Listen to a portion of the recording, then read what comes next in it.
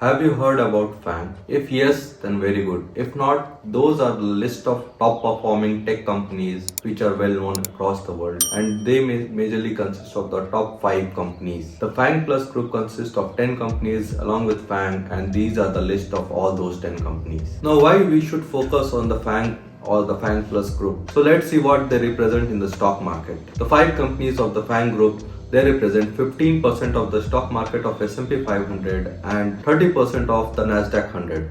Now if you include Microsoft in those groups, so 5 plus on the total 6 companies, so they represent 21% of the S&P 500 and 40% of the Nasdaq 100. So basically, just by investing in 6 companies, we're investing in 40% of the Nasdaq 100. So basically, the remaining 94 companies only have the weightage of 60%. And it's not just in terms of the percentage of market share. Even though they represent 10% of the total US stock market value at a rate of around $3 trillion, the returns which they provide is phenomenal.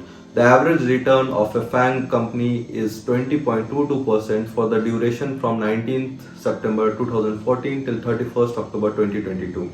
Now if you compare the returns for the same period, for S&P 500 it's around 10.47% and for Nasdaq 100 it's somewhere around 14%.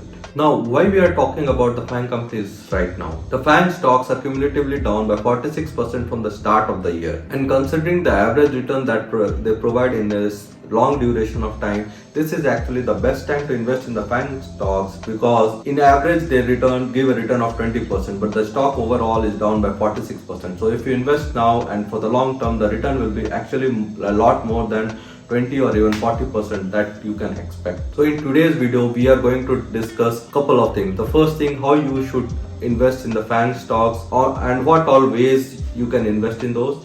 And out of the 10 companies that represent the FANG Plus, I'll share 5 different companies which are actually in very good buy zone. And out of 5, 4 are actually in a sale that you should never miss it. So now let's get started with today's video. First, we'll discuss how you should invest in FANG stocks and what are the options available for you to invest. So for people in India, you can invest in FANG either by mutual fund or direct investment. So direct investment can be done using apps like Vested. So if you are not aware of the application Vested, it's a very good trading platform which gives the opportunity to invest directly in US stocks. That can be either stocks or mutual funds. I'll provide the link in the description box so that you can sign up for that account. The other way to invest is using mutual funds. So there is one mutual fund provided by Mirae Asset, whose link I'll provide in the description box. You can directly search for that mutual fund and invest using any of your mutual fund provider.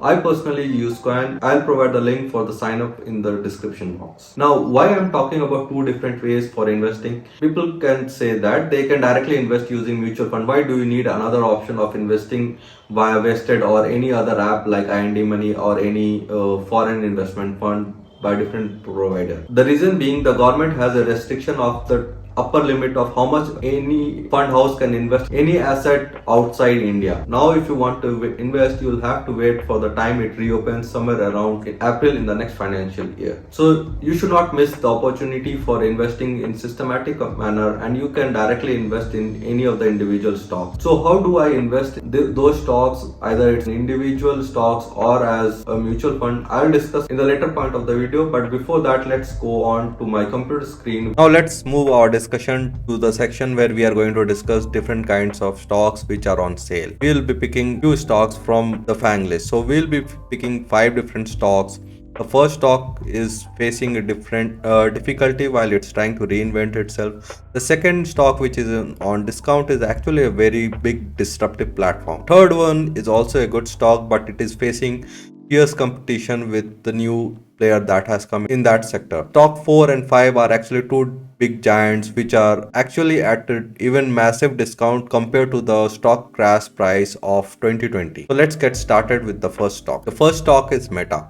So Meta has been struggling a lot recently because of the privacy battle with the government, and then followed by Apple, where the Apple made some changes in their device, so which stopped the data sharing with Meta. The other thing is Meta is spending a lot of money in the reality labs and actually not making any significant gains. Not only making significant gains is actually a wrong statement. Their revenue for the reality labs is actually declining quarter over quarter. So basically, they are trying to find a new mode for themselves and moving from online ads company to a metaverse company. They have even changed their name, which is actually a very big thing compared to a well-established company. Now let's talk about the stock prices of this company. So if you see the stock, right, it has fallen significantly from its peak of June, July 2021 to right now. So the price has fallen around 77%. So this is actually, and if you look back, when was the last time this stock was trading? This low was somewhere around November or even December time frame of 2015 and early 2016. The stock is trading very low, maybe because of the governance issue or any issue.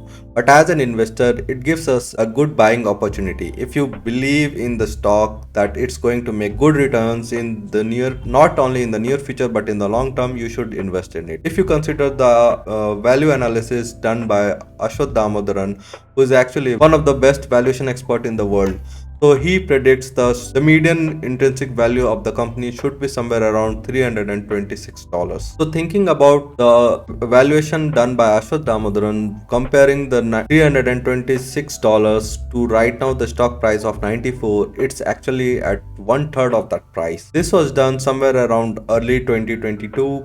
But even if you evaluate the aspects, it should not go below the 2020 crash price, which was somewhere around $130. Considering this is a good opportunity to buy. Now let's talk about the second stock. The second stock is Amazon. This is actually one of the very big disruptive platform, and it is not in such a way that you cannot even classify that company as either a retail company or a cloud company or a logistic company or even as an entertainment company. So basically, the motto of the company is they go after any company in any established sector which has become lazy or has reached a status quo and is not innovating much. So they can go into any field that they want, and the structure of the company is so resilient and so well done that even after Jeff Bezos exited the company is going to progress and improve in the same pace that it is going to be. Now let's talk about the stock prices. If you see at the stock price of Amazon, from the peak it has fallen somewhere around 53%. It's trading at the range of around $88-$89, which is almost similar to what it was trading during the crash of 2020, so which was around $81-$82. So this is one of the tech giant which has been giving consistent returns and profit, whether it can be the AWS section or the retail section, but the stock price is at very low. It could be because of the changing dynamics or any other thing, but it gives us the retail buyers a good opportunity to invest in that company. Now let's talk about the third company. The third company is Netflix. Netflix has been a clear winner for the past couple of years, but since the start of 2020 or rather 2021, Disney with the launch of Disney Plus has been disrupting the Netflix as a whole contender of the online subscription model of content creation. So the cost of content creation in Netflix was actually high, and because of the huge competition and losing subscriber to Disney Plus, they have been struggling with the cash flow. So now let's talk about the stock price of the company. So if you see right now the stock has fallen from its peak by around 60%. And if you compare the another thing, so this is not actually the bottom. The bottom was somewhere here, and the company has already given a run up of around 80% from their bottom. So they fell somewhere around $162, and they are trading right now at around $188. So considering the fact that Netflix can do very well if they just improve in their cost effectiveness and increase the cash flow. So the company has given a good run up of around $100 and has already made some gain from since its crash in June 2022.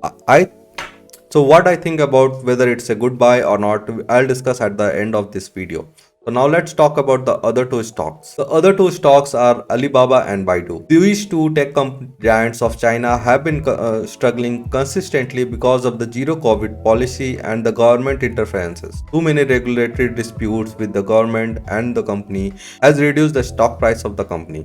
If you consider the stock price of Alibaba, it has fallen somewhere around 80% from its peak from December 2020, and if you consider the stock price from the 2020 crash, it has even fallen somewhere around 60%. So this gives a very good value buy at this range, because this is actually a tech giant which is not going to just evaporate in the economy. Not all companies goes through the same fate that Yahoo went. You can invest some amount of the money in this. Same thing is happening in Baidu. The company has fallen massively from its peak right now to again 80%. So these are the clear winners. So even if the stock reaches to its previous high, you are going to at least 3x your investment amount in a short duration of time. So now let me discuss how I personally invest in the FANG stock. I actually try to invest via both the options. One is using direct investment in individual stock using vested, and also using the mutual fund via Coin app.